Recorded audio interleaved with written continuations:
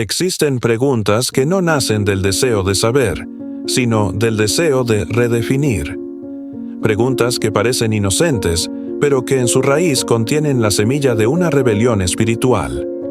Una de ellas, tal vez la más peligrosa de todas, es esta: ¿Jesús tuvo hijos? A primera vista, puede parecer una mera curiosidad histórica, un detalle marginal de la vida de un hombre que vivió hace más de 2000 años. Pero si se le permite crecer, esta duda no se detiene ahí. Toca el trono de su divinidad. Pone en tela de juicio la pureza de su entrega, redibuja su identidad. Y si Jesús no es quien dijo ser, entonces, ¿qué nos queda? Hay quienes defienden que lo que conocemos de Jesús es solo una versión oficial, incompleta, censurada por intereses religiosos. Según esta narrativa, habría existido una versión más humana de Cristo, un hombre casado, padre de familia, cuya descendencia se habría ocultado por siglos. Esta idea, que alguna vez estuvo confinada a círculos esotéricos, ha ganado espacio en libros, documentales y redes sociales. Atrae a los que buscan una fe menos sobrenatural, más cómoda, más adaptada al deseo humano de controlar, de entender, de domesticar lo divino. Pero lo sagrado no puede ser domesticado, y hay cosas que, al intentar humanizarlas, terminamos profanándolas. La figura de María Magdalena es central en estas teorías. Se dice que fue más que una discípula, que fue esposa de Jesús, madre de sus hijos, guardiana de secretos que la Iglesia habría querido enterrar.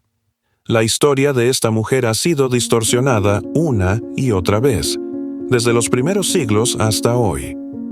Pero cuando volvemos al texto bíblico, sin agendas ni interpretaciones forzadas, lo que encontramos es distinto. María fue una mujer liberada, profundamente agradecida, transformada por el amor del Maestro. Su fidelidad no necesitaba romanticismo. Su cercanía a Jesús no requería un vínculo conyugal. Su importancia no depende de una narrativa moderna, sino de un testimonio eterno. ¿Por qué es tan seductora esta idea de un Jesús con familia? Porque nos permite traerlo a nuestro nivel. Nos hace sentir que lo entendemos, que no es tan distinto de nosotros. Pero ese no es el propósito de la fe. El Evangelio no fue escrito para que comprendamos a Jesús desde nuestra perspectiva, sino para que seamos transformados a su imagen. Un Cristo reducido a esposo y padre no es más cercano, es más limitado. Es un Jesús con prioridades divididas, con preocupaciones mundanas, con responsabilidades humanas. Pero el Cristo del Evangelio no tenía dónde recostar su cabeza. No vino a ser servido, sino a servir. No fundó una casa terrenal, sino un reino eterno. Y este reino no se transmite por sangre, no depende de descendientes biológicos. Si Jesús hubiera querido perpetuar su legado por medio de hijos, lo habría hecho. Tenía el poder, tenía la oportunidad, pero no era su misión. Él vino a adoptar, no a engendrar, a regenerar, no a heredar. La Iglesia no es el producto de un linaje físico, sino de una obra espiritual. Cada creyente que nace del Espíritu forma parte de su familia. Él nos dio potestad de ser hechos hijos de Dios, no nacidos de carne ni de voluntad de varón, sino de Dios. Esta es la verdad que estas teorías modernas buscan desplazar. A veces, sin darnos cuenta, lo que buscamos no es a Jesús, sino un reflejo de nosotros mismos. Queremos un Salvador que ame como amamos, que fracase como fracasamos, que luche con las mismas cosas que nosotros. Pero eso no es fe, es autoidolatría. Jesús fue tentado, sí. Sufrió, sí. Lloró, sí. Pero no pecó. No se dividió. No vivió para sí. Su vida fue una ofrenda total. Cada momento, cada decisión, cada palabra tenía un solo fin: cumplir la voluntad del Padre. ¿Dónde cabría en esa entrega absoluta el deseo de fundar una familia? ¿Dónde, en su misión redentora, encajaría un legado sanguíneo?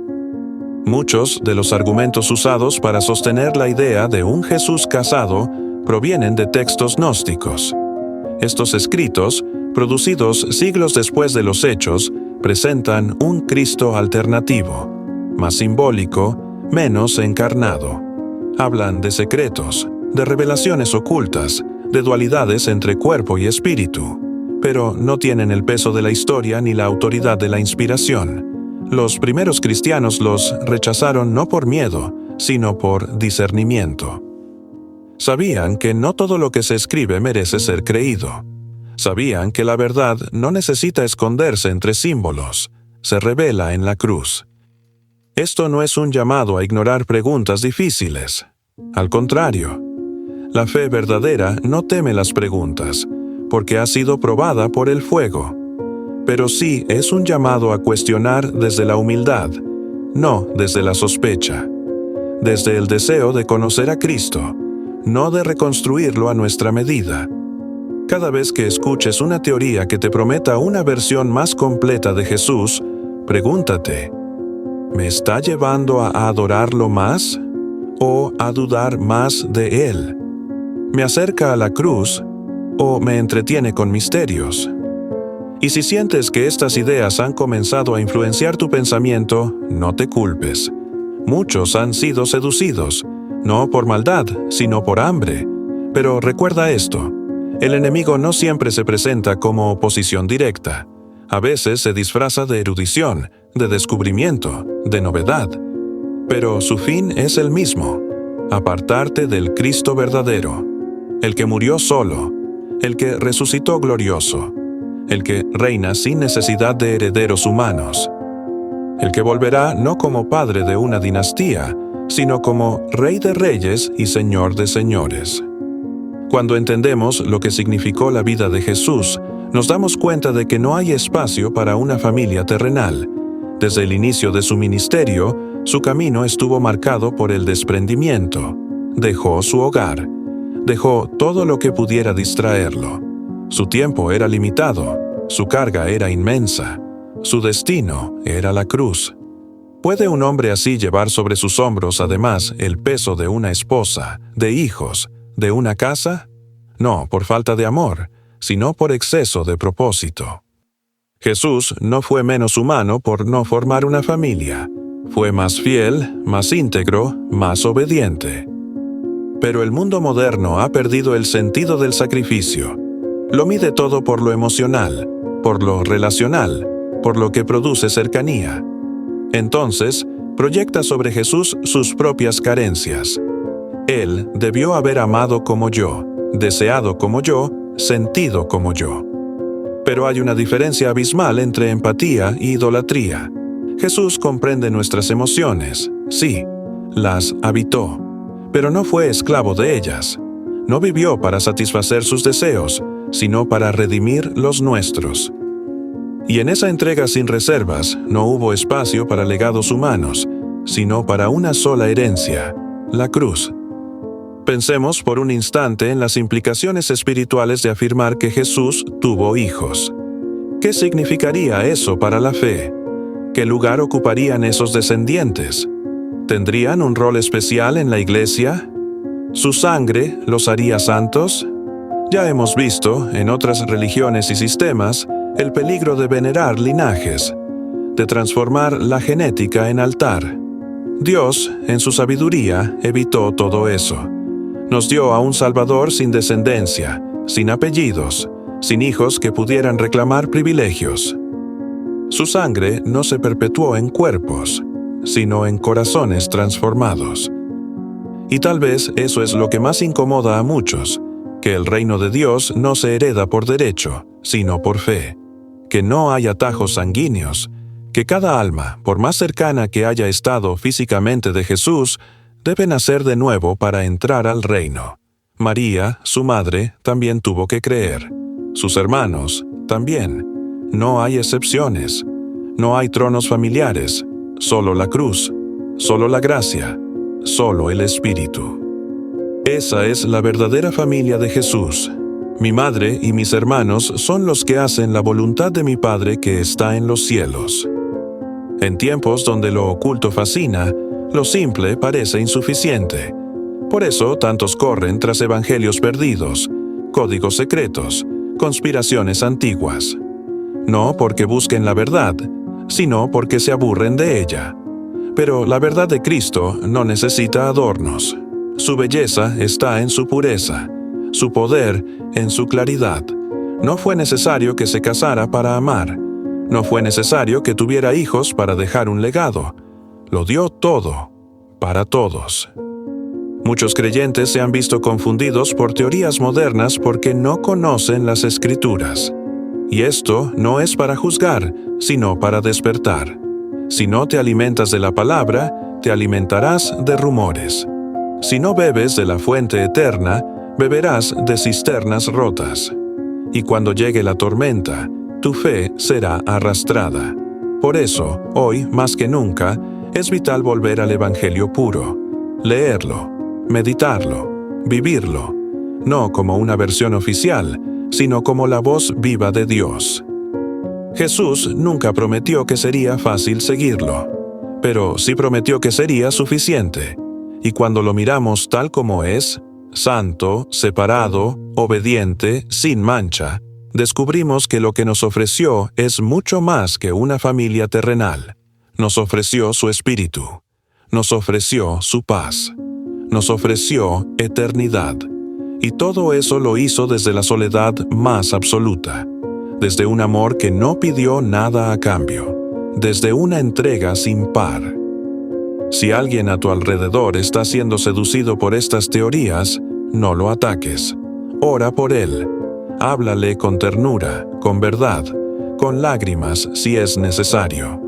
Porque muchos no están buscando herejía, están buscando significado, y el enemigo se aprovecha de ese vacío para sembrar confusión. Pero tú tienes la verdad, no como una espada para herir, sino como un bálsamo para sanar. El Cristo verdadero sana más que cualquier teoría, libera más que cualquier misterio. Y si tú mismo has dudado, si estas ideas te han inquietado, hoy es el día de volver. No necesitas entender todo, solo necesitas mirar a la cruz. Allí está el Hijo, el unigénito, el que no engendró carne, sino gloria, el que no dejó herencia humana, sino salvación eterna. Su vida fue semilla, su muerte, cosecha, su resurrección, promesa. No necesitas más. No hay un Jesús oculto detrás del Jesús de la Biblia. No hay una versión superior. Hay uno solo, y es suficiente. A lo largo de la historia, cada generación ha intentado proyectar sobre Jesús su propio rostro. En épocas de guerra, lo imaginaron como general. En tiempos de revolución, como activista.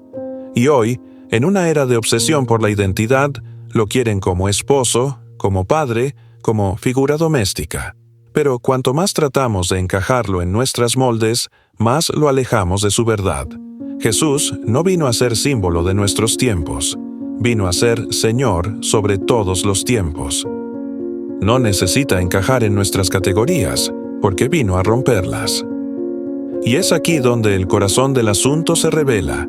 Lo que muchos llaman búsqueda de la verdad es, en realidad, un intento de domesticar la santidad, de suavizar el filo de la cruz. Porque un Jesús que muere solo, que renuncia a todo, que vive sin herencia terrenal, exige demasiado. Nos confronta, nos invita a hacer lo mismo. Pero un Jesús con esposa e hijos, ese es más aceptable, más alcanzable, más digerible. Es más fácil seguir a un hombre como nosotros que a un Dios hecho hombre. Pero si el camino de Jesús fuera cómodo, no estaría marcado por sangre. Si su vida fuera familiar, no habría terminado en una cruz entre ladrones. Él eligió un camino de dolor para abrirnos la puerta de la redención. No necesitó hijos para perpetuar su mensaje, porque su palabra es viva. No necesitó descendientes para prolongar su obra, porque el Espíritu Santo es su legado. Todo lo que tenía lo entregó. Todo lo que somos lo transformó. Y todo lo que vendrá depende, no de genética, sino de gracia. Volvamos por un momento al silencio de los evangelios sobre este tema. No mencionan esposa, no mencionan hijos.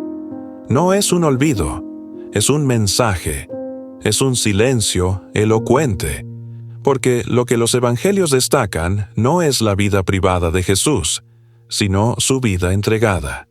Cada palabra está cargada de propósito, cada omisión también. Dios no deja cabos sueltos, y si decidió no revelar ciertos aspectos, no fue para ocultar, fue para proteger, para mantener el foco en lo eterno. Hoy, más que nunca, la Iglesia necesita una fe robusta, una fe que no tiemble ante documentales, que no se desmorone ante libros apócrifos, que no se confunda con rumores. Esa fe nace del Espíritu, no del morbo. Se nutre de oración, no de teorías. Y se prueba en el fuego del sufrimiento, no en el entretenimiento del misterio. Si tu fe depende de descubrir secretos sobre Jesús, aún no has descubierto lo esencial, que Él vive, que Él reina, que Él basta. Detrás de muchas de estas especulaciones hay un espíritu antiguo. No es nuevo, es el mismo que en el Edén susurró, con que Dios ha dicho. Es la voz de la duda disfrazada de iluminación, la voz que no niega, pero distorsiona, que no rechaza abiertamente, pero corrompe sutilmente. Esa voz sigue activa, en libros, en videos, en conversaciones, y si no estás atento, entrará en tu corazón disfrazada de búsqueda noble, pero cuando lo haga, destruirá tu confianza en lo esencial.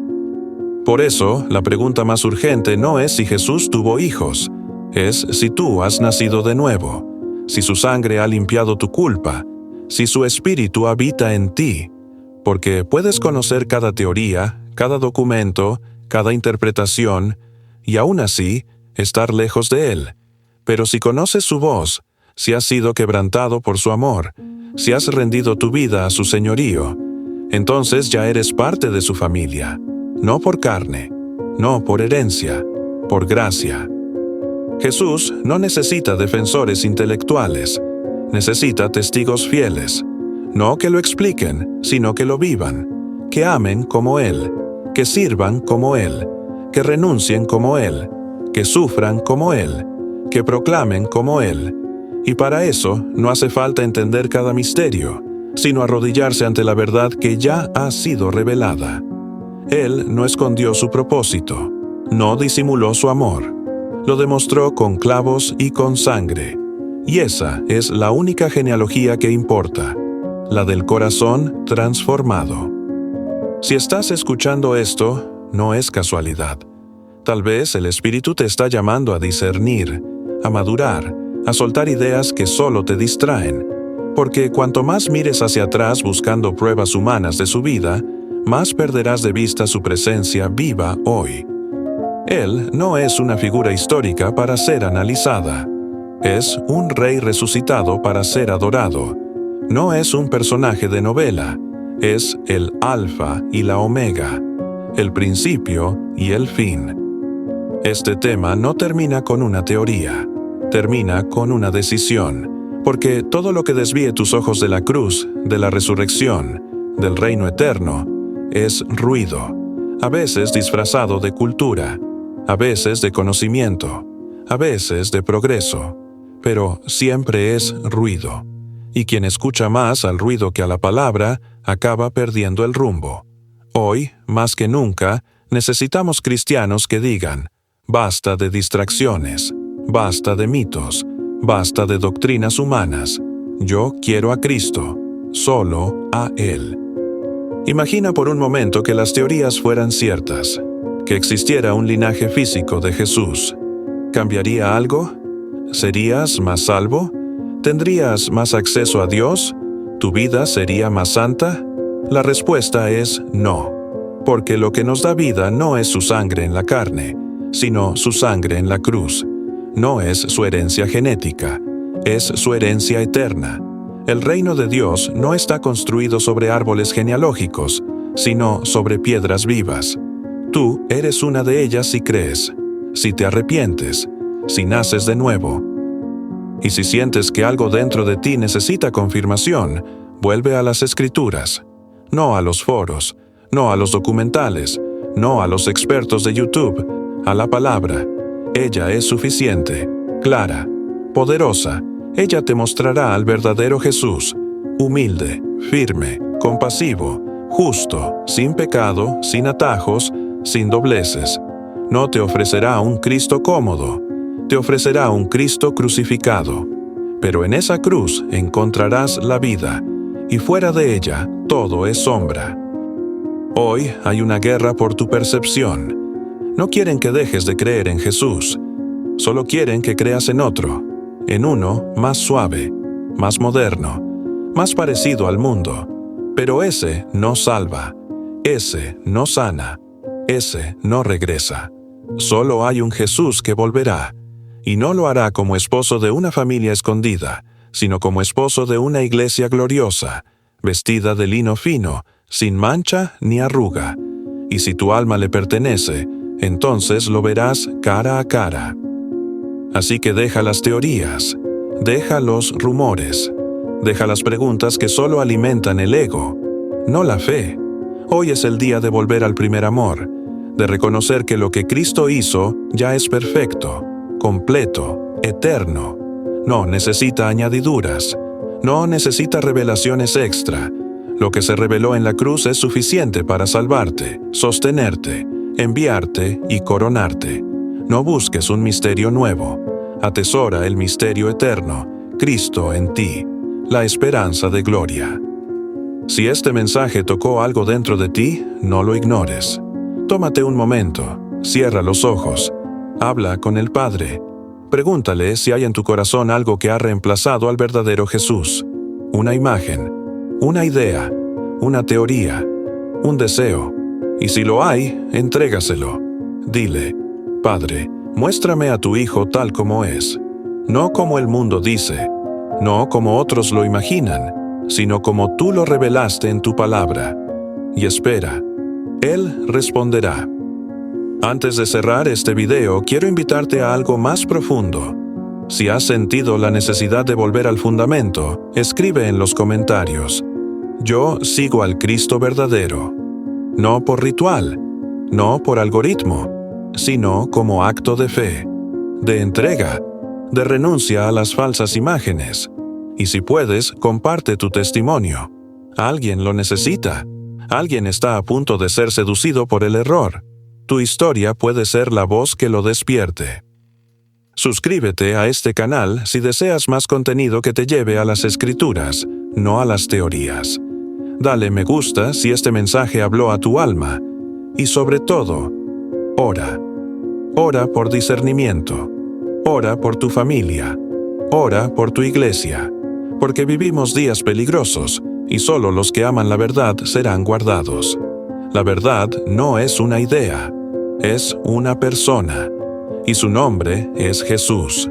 No el de los rumores, no el de las conspiraciones, el de la cruz, el del sepulcro vacío, el que viene en gloria. El Jesús del Evangelio no necesita defensas. Su gloria se sostiene sola, pero Él sí busca corazones fieles, hombres y mujeres que estén dispuestos a perder toda imagen falsa, todo mito heredado, toda creencia cultural, con tal de abrazarlo a Él tal como es, a Él tal como fue revelado.